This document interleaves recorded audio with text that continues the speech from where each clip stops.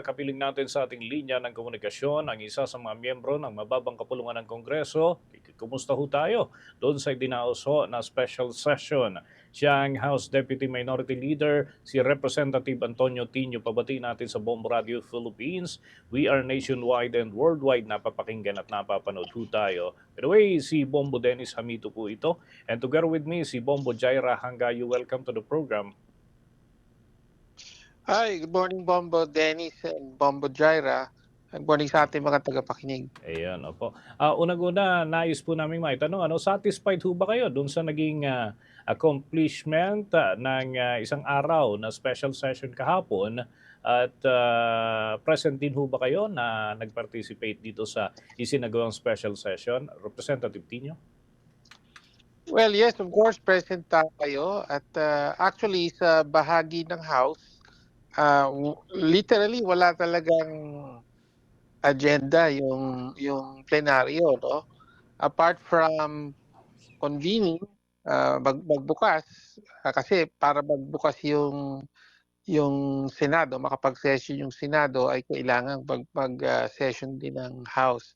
So after nagbukas ay wala na talagang ginawa literally ang House kung hindi maghintay hanggang matapos ang session ng Senado. Actually ang ginawa ang aktual na partisipasyon lang ng House, ang aktual na may partisipasyon mula sa House ay yung House contingent na sa Commission on Appointments. So, merong nagpunta mga members of the House na nasa CA na nagpunta sa Senate para ma-actionan yung appointment promotion ng ilang mga generals na magre-retire na doon. Kung hindi sila na promote ngayon ay magre-retire sila, so mawawala yung opportunity nila to be promoted before retirement. I see. So Yung yun lang benefits. opo, so yun lang po. Tapos the rest of the time hanggang pasado 6:00 essentially naghihintay lang ang House na matapos yung Senate. I see. Okay. So, sa tingin ho ninyo, may iba pang mahalagang bills na sana ay nabigyang pansin din dito ho sa special session, Representative Tino?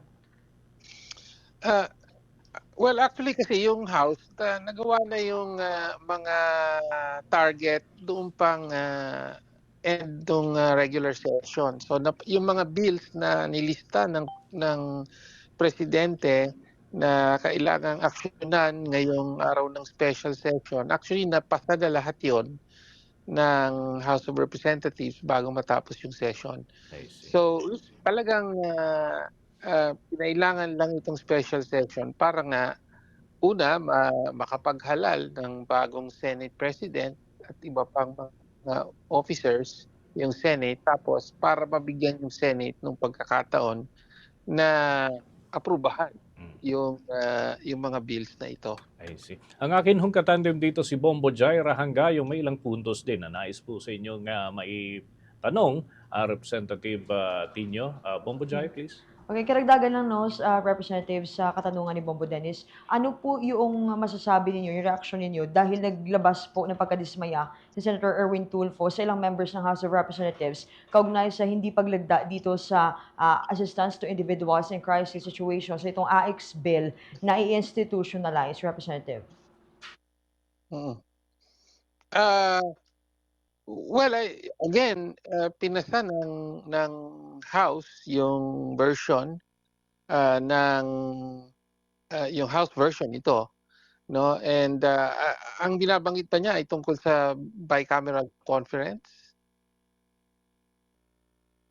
And bilang mambabatas ngayon, no, ano naman yung take ninyo, Representative, sa pagtatapos na ng bagayan sa liderato ng Senado? Naniniwala ho ba kayo na wala nang magiging sigalot itong Cayetano at Gatchalian Group? Well, I suppose supposedly nagbanggit na yung ilang mga members ng so-called Cayetano group or faction na tinatanggap na nila yung numero ng Senate presidency. So pag may 30 na raw, sabi nga nung isa, ano ba yun? Common sense. So supposedly tinatanggap na, pero makikita natin at ang isang unang testing ground niyan ay sa impeachment trial mismo, no? So kung hopefully ay lumarga ng maayos at hindi na magkaroon ng mga sigalot katulad nung nakaraan. But it remains to be seen kung hindi na magiging usapin ang leadership sa loob ng Senado. Okay. And malapit na yung State of the Nation address ni Pangulong Ferdinand Bongbong Marcos Jr., Representative. Ano yung mga hangad ninyong marinig mula sa ulat sa bayan ng Pangulong Marcos? Well, of course, ang isa sa mga kailangang bantayan natin, it will be the 1-year anniversary nung Mahiya Naman Kayo speech, no? So patuloy na nag-e-expect ang taong bayan ng aksyon, lalo na kaugnay dito sa flood control corruption scandal. Naghahanap pa rin ng malalaking isda. So far meron pa lamang, sabihin natin, isang senador na nasampahan ng kaso at nakulong kaugnay nito. Alam din natin na yung gulo or away kaugnay sa Senate leadership, nasa likod nito ay yung involvement ng ilan pang mga senador din sa flood control, no? At ang tanong ngayon ay yung iba pang mga pangalan na naugnay sa flood control, kakasuhan ba sila o hindi, no? So kapag ibig sabihin nahanapan ng resulta ang Pangulo sa anti-corruption campaign at so far mukhang kapos na kapos pa rin ito, no? Okay. Thank you so much, Representative. Balikan ko lang ulit, no, Representative, yung naging katanungan mo kanina, kaugnay doon sa kay Senator Erwin Tulfo sa AX bill. Yes, about po ito sa bicameral conference, isasagawa po ba ito? Kasi ayon sa kanya, parang nagkaroon ng deadlock yung Senate and ang House of Representatives, Representative Tino. Yes, I believe, kaya nga nagtapos na ang session or nag-adjourn na kahapon nang hindi settled yung usapin na to at iniintay na magkaroon ng BICAM para patuloy na maharap yung usapin. So hindi na approve yung bill at that time. So ibig sabihin kailangan pa ng further na pagharap ng dalawang chambers. Okay, thank you so much, Representative. Bongo Dennis. Okay, with that, maraming salamat po, Representative Tino, sa pagbabahagi ng inyong mga pananaw hinggil dito sa mga napapanahong paksa. Thank you so much. Maraming salamat. Magandang umaga po.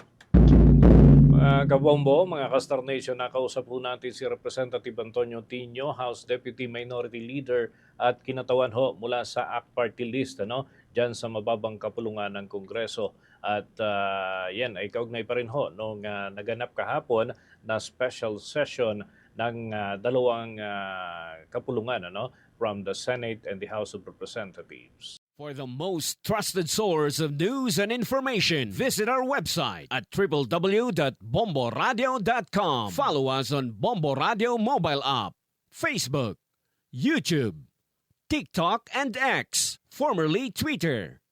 Like, share, and stay connected. Anytime, anywhere.